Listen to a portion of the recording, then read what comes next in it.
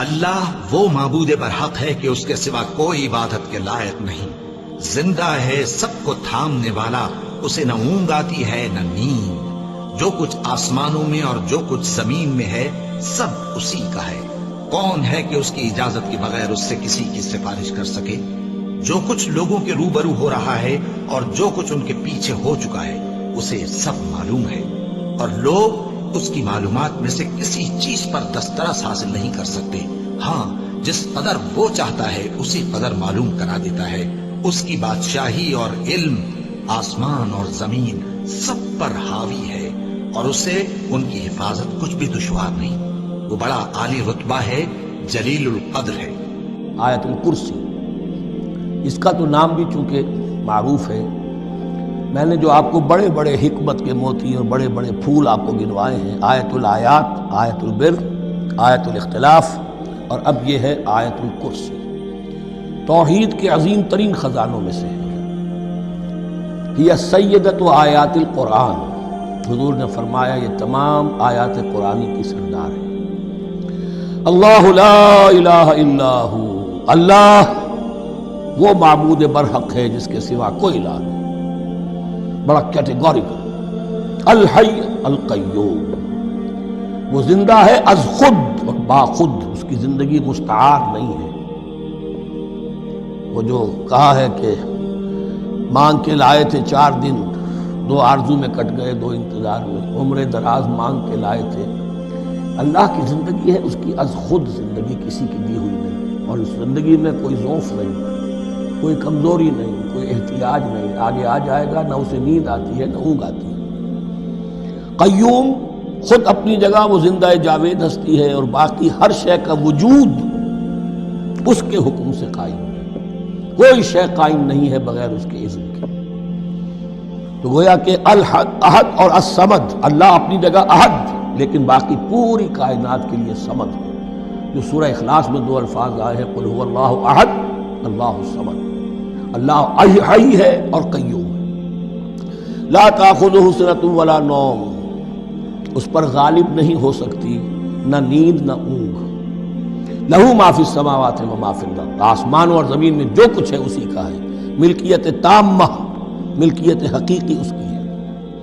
من ذا الذی یشفع عندہ الا باذنہ، کون ہے وہ جو شفاعت کر سکے اس کے پاس مگر اس کی اجازت سے۔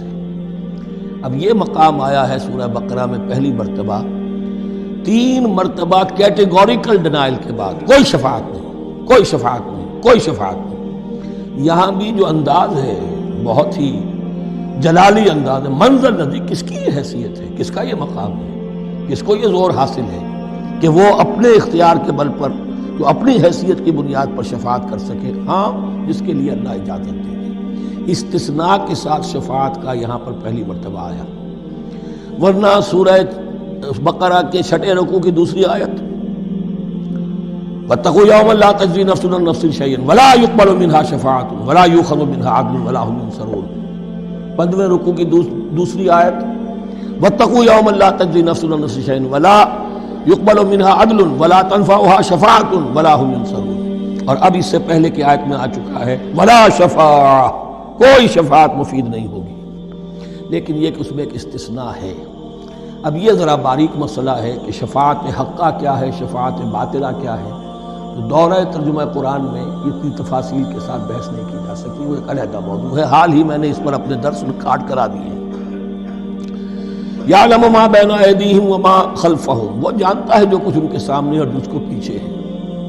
عام طور پر دنیا میں ہم سفارش کرتے ہیں تو کہتے ہیں کہ بھئی میں جانتا ہوں اس شخص کو بہتر، اصل میں جیسا کچھ یہ نظر آتا ہے ویسا نہیں ہے، یا جیسا کچھ فیکٹس آن دی فائل آ گئے ہیں وہ بڑے ہی ڈیسیونگ ہے، اصل حقائق کچھ اور ہیں اس کیس کے، وہ میں آپ کو بتاتا ہوں۔ یہ بات اللہ کے سامنے کون کہہ سکتا ہے، جبکہ اللہ تو جانتا ہے جو کچھ ان کے سامنے اور جو کچھ ان کے پیچھے ہے، اور ان کا حال یہ وَلَا يُحِيطُونَ بِشَيْءٍ مِّنْ عِلْمِهِ إِلَّا بِمَا شَاءَ، اور وہ احاطہ کر ہی نہیں سکتے اللہ کے علم سے کسی شے کا سوائے اس کے جو اللہ چاہے۔ باقی ہر ایک کے پاس علم جو ہے اللہ کا عطائی علم ہے، دیا ہوا علم ہے، محدود علم ہے، بڑے سے بڑا رسول ہو، بڑے سے بڑا ولی ہو، بڑے سے بڑا فرشتہ ہو۔ لا علم لنا الا ما علمتنا، ہم پڑھائیں 4 رکوع میں، تو کون کہہ سکتا ہے من ذا الذی یشفع عنده الا باذنہ یعلم ما بین ایدیہم وما خلفہم ولا یحیطون بشیء من علمہ الا بما شاء وسع کرسیہ السماوات والارض. اس کی کرسی تمام آسمانوں اور زمین کو محیط ہے. اب کرسی کے دو مفہوم یہاں ہو سکتے ہیں. ایک تو یہ کہ اس سے جو معنی مراد ہے یعنی اس کا اقتدار، اس کی قدرت، اس کا جبر، اس کا اختیار، یہ اتھارٹی پوری کائنات کو. ایک یہ بھی ہو سکتا ہے کہ اللہ تعالیٰ کے لیے ہم نہیں جان سکتے، یہ آیات متشابہات میں سے ہے کہ کوئی شے بھی ہو واقعتاً جس کو ہم اسے کرسی کہہ سکیں. عرش، کرسی، ان سب کے بارے میں یہ دونوں باتیں ذہن میں رکھیے. یہ بھی ہو سکتا ہے کہ ان کی کوئی مجسم حقیقت ہو جو ہمارے ذہن سے، ہمارے تخیل سے ماورا ہے، اور یہ بھی ہو سکتا ہے اس سے استعارہ مراد ہو. اس کا اقتدار و اختیار آسمانوں اور زمین پر چھایا ہوا ہے. ولا یؤودہ حفظہما، اور اسے تکان تاری نہیں ہوتی، اس پر گراں نہیں گزرتا ان دونوں کا تھامنا، ان دونوں کی حفاظت، آسمانوں کی اور زمین کی. وہو العلی العظیم، اور وہ العلی ہے، بلند و بالا، اور عظیم ہے، بڑی عظمت والا. یہ آیت الکرسی سیدۃ آیات القرآن، تمام آیات قرآنی کی سردار، اور توحید الہی کا ایک بہت بڑا خزانہ.